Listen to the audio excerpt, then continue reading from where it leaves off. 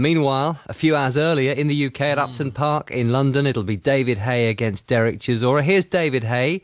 His argument is that 29,000 people can't be wrong. That's the number of tickets that have been sold, and he says that's a big sign that the public want this fight. There's a few journalists that are appalled by it, and they're trying to pass their opinion on to the public, and they're not buying it. No one's buying it. Everybody wants to see this fight. You can tell by the turnout in this particular press conference how excited people are about this fight and what the general interest is, and it's huge. People want to see David Haye and Dereck Chisora do battle for real. They've seen us do it in a press conference, but they want to see us do it for real. Toe-to-toe slugfest, they need to see that. Do you find there's a lot of hypocrisy that goes on in the press? Yeah, of course there is, but that's life. You've got to take the rough with the smooth. I've had my fair share of great press, and I got to comfortably accept the negative press when I get it. As long as I'm getting press, I don't care what it is one way or another. There's a danger, isn't there, that people are overlooking that this is actually a pretty good fight, stylistically. It is, people talk about the controversy, as they say, surrounding this fight, but the bottom line is there's two guys getting in the ring and having a boxing match. And if you look at our styles, they will gel. It will be an exciting fight, and people will get their money's worth. Is it fair to say that you need an impressive victory if you want to nail down this fight against Chisora? Sure. An impressive victory is the only way for me. I'm not just looking at victory. I'm looking at, really looking spectacular in this fight. What is it you find kind of so objectionable about Dereck Chisora? He's not a nice man, not a nice human being. The stuff that I've seen him do personally, I've heard from so many people who know him and say he's just a horrible man, a horrible, spiteful man.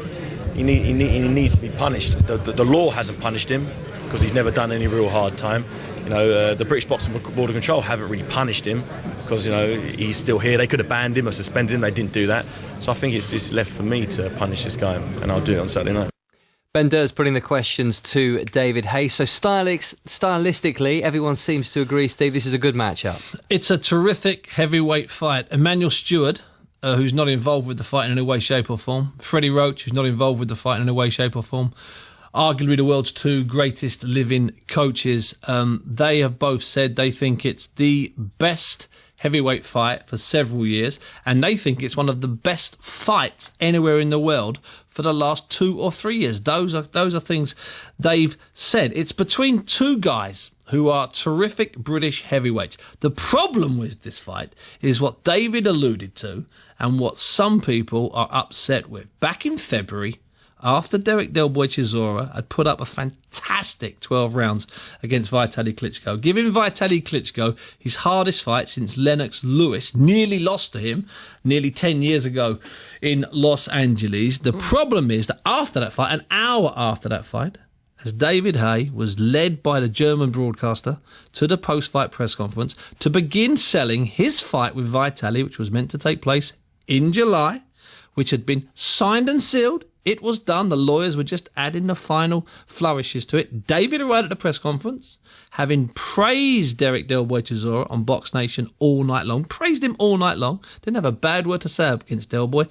He arrived at the press conference, David, to start doing his real work, to sell a multi-million-pound fight with Vitaly, which would have been in front of 70,000 people, probably in Gelsenkirchen. He started to sell that fight, and Dereck took umbrage with David, as he considered, gatecrashing his press conference, which he did, and he then left the stage, and then we had the altercation, which has basically been illuminated by, 40-odd million people have watched the various replays of it on YouTube. It was disgraceful, it was despicable, and there's one other thing, it was avoidable.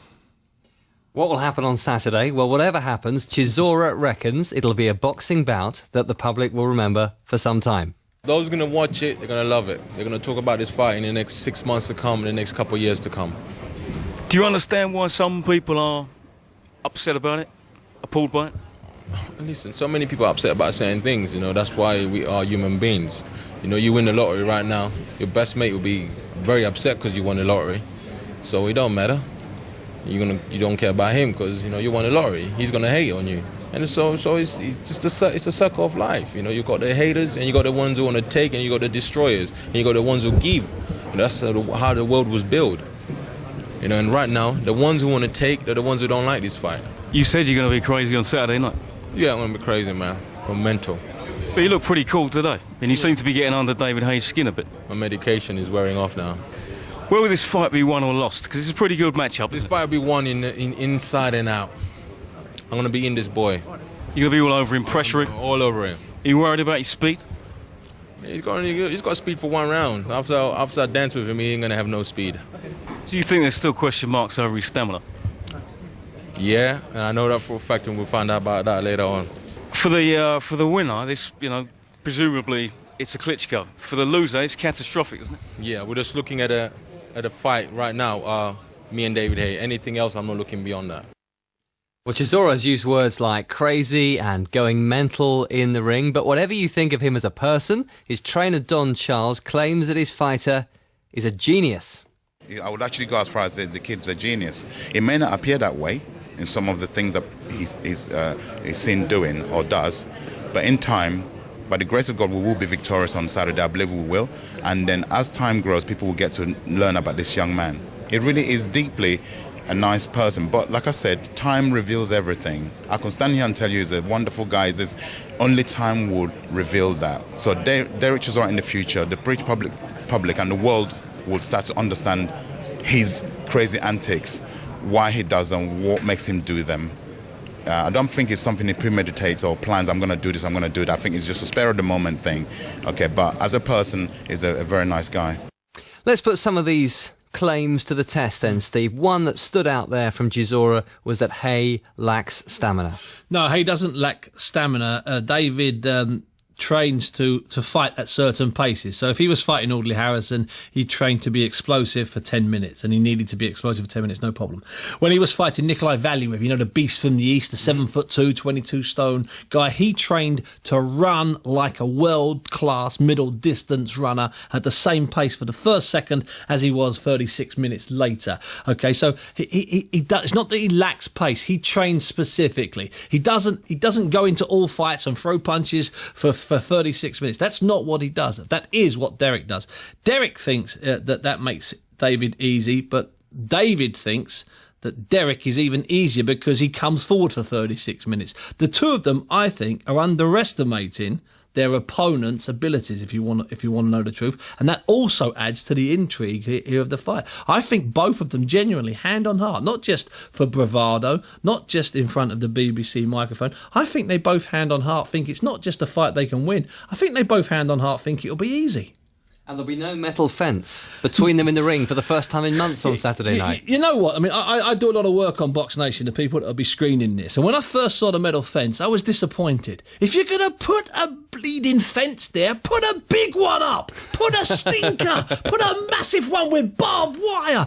This one they could look over. For God's sake, that's not a fence. It was a building partition. And I spoke to the people that were behind the press conference. I said, you've made us look silly now. And I think the fence has been shrinking. So you would have put barbed wire on the top? Hey, listen, you've already gone for the fence, yes? So if you're going to go for the fence, dress it up, yes or no?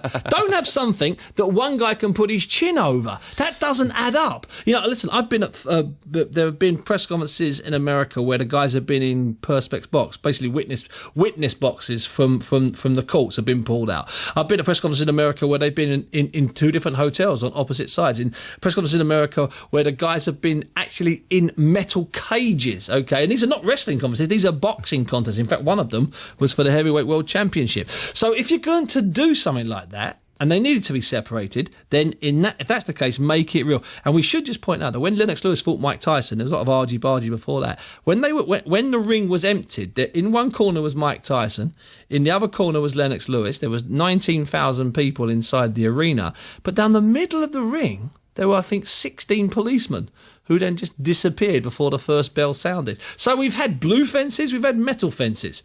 And, frankly, if you're going to do a fence, do a big one. And in the other fight, Upton Park, I smell an upset, I really do.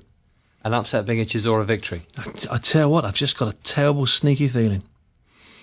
And I'm a dreadful gambler, though. We shall see. Thanks for your company tonight, Steve. Tomorrow